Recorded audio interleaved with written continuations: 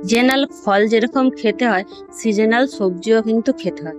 তো এখন ঢ্যাঁড়স পাওয়া যায়, তো সেই হিসাবে ঢ্যাঁড়স দিয়ে যেই তরকারিটা বানাবো তা কিন্তু রুটি দিয়ে রাতের বেলায় ভালোভাবে জমে যাবে।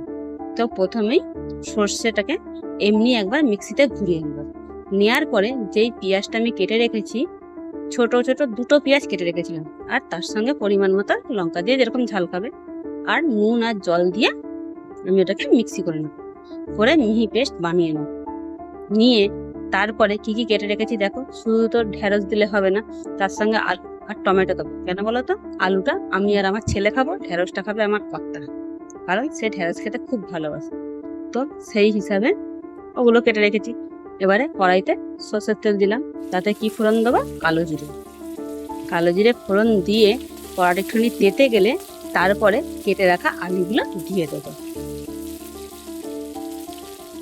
আলুগুলো একটু লাল লাল করে ভাজা হয়ে গেলে তারপরে কেটে রাখা ঢেঁড়স বা ভেন্ডি যে যাই বলো সেটাকে দিয়ে দেবো, দিয়ে হালকা ভাজবো।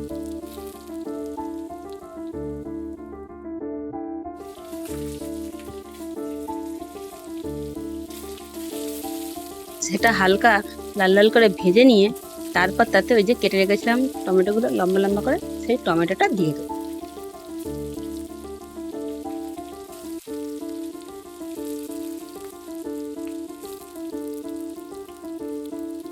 দেখো তিনটের কালার তিন রকম কিন্তু। তো এবারে সর্ষের পেস্টটা দিয়ে দেবো। কেউ যদি পেঁয়াজ খেতে না চাও, নিরামিষ খাবে ভাবো, তো পেঁয়াজ না দিয়েও করতে পারো।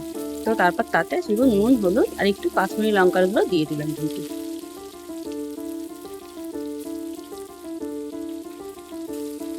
তাহলে এবারে এটাকে ভালো করে কষতে হবে যতক্ষণ না তেল ছাড়ে, কারণ তেল যদি খাবারে না ছাড়ে তাহলে কিন্তু মেন টেস্টটা পাওয়া যায় না। তো একটুখানি লো ফ্লেমে কষতে হবে বা ভাজতে হবে যাতে তেলটা বেরোয়।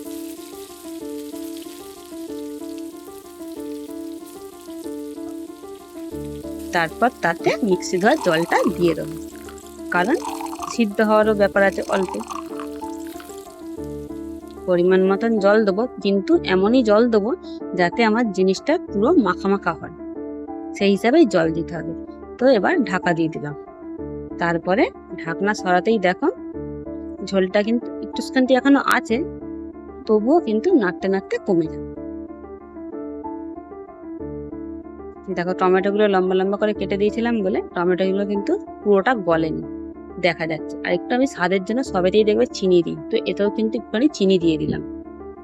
তারপরে দেবো গরম মশলা গুঁড়ো সানরাইজের, যাতে টেস্টটা একটু ভালো হয়। তো দিয়ে এবারে মিশিয়ে নিলেই রেডি হয়ে যাবে ভেন্ডি আলুর ঝাল সর্ষে বাটা দিয়ে, যা গরমকালে রাতের বেলায় রুটি দিয়ে খেতে হেব্বি লাগে। তাহলে দেখো ঝোলটা কিন্তু পুরোটাই শুকিয়ে গেছে, আর আলুটাও দেখো সিদ্ধ হয়ে গেছে।